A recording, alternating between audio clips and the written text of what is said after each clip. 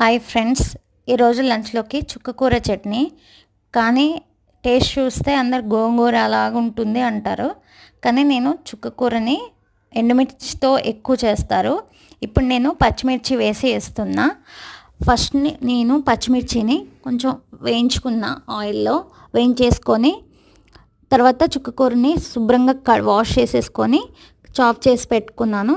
తర్వాత పెట్టుకున్నాను. మగ్గించుకునేటప్పుడు కొంచెం చింతపండు వేసేసుకోవచ్చు. తర్వాత మగ్గిన తర్వాత పచ్చిమిర్చి, వెల్లుల్లి, చుక్కకూర, ఉప్పు లైట్గా మిక్స్ చేయాలండి, ఎక్కువ అవసరం లేదు. తర్వాత పోపు వేసేసుకోవాలి. ఆయిల్ వేసుకొని పోపు దినుసులు అన్నీ వేసేసుకోవాలి. కరివేపాకు వేసుకున్న తర్వాత ఈ మిక్సీ పట్టి ఉంచుకున్న చుక్కకూరను వేసేసుకోవాలి.